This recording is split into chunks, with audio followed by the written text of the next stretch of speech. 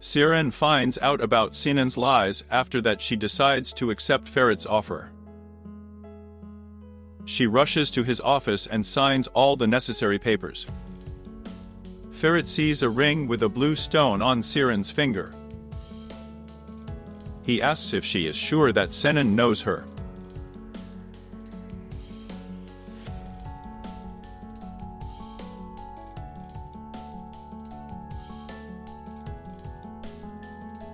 Meanwhile, Grandpa Dayar tells her to bring Ferit to him, in order for him to ask for her hand in marriage. Ferit and Orhan thank Sirin. Ferit even extended her hand to Sirin, but she is in no hurry to respond in kind.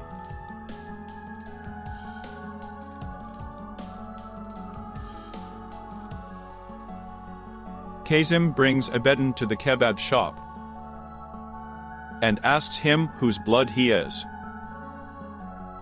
Abedin answers him that he grew up in an orphanage and was released from there at the age of 18, then he joined the army. All she feels is that her father and Abedin are together now. She calls Kazim, but he doesn't answer the phone. Suna called Abedin and asked him to put her father on the phone. Kazim tells Suna that he and her husband have a lot to talk about. Next, Abedin asks to tell what he needs to know, and Kazim replies that he just wanted to sit together. Kazim asks Abedin if he was looking for his parents. Abedin says he wanted to find it, but then changed his mind. Suna called Abedin and asked him to put her father on the phone. Kazim tells Suna that he and her husband have a lot to talk about.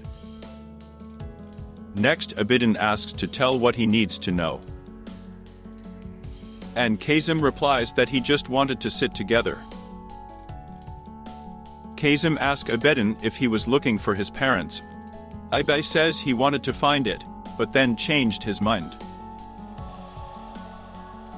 Sirin wondered what she would say to Sinan now.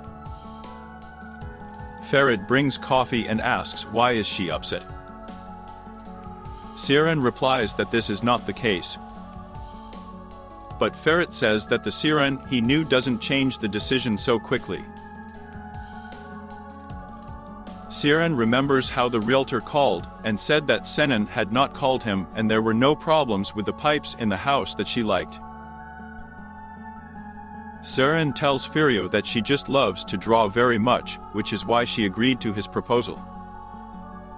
Ferit asks what Sinan thinks about her work. Sirin replies that Sinan doesn't know anything. Ferit wonders if she will leave him halfway.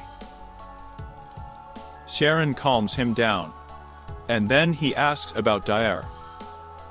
She wonders if they're thinking of getting married. Ferit replies that marriage is not for him, and he has already exhausted all limits. Sirin reminds Frith that he once wanted a child. He replies that he wanted a child from her while he was married, and now he's not interested in such things. Sirin asks, does Dayar want a child? Ferit replies that Dayar knows him, and if she wanted something, she wouldn't waste time. Yes, Alicia, Aaron sets conditions that it will draw at home and send a sketch to him by mail. Ferit invites her to come to the workshop at least once. Sirin agrees. Ferit thanks Sirin for her help by touching both cheeks. And I said thank you to her for being there. Then he shook hands again. Dayar, who is watching everything, leaves upset. Sebda's maid heard Aishan passing information to Nurten, and Serpil chatting with Bitul lets slip that she is in love with Ferit.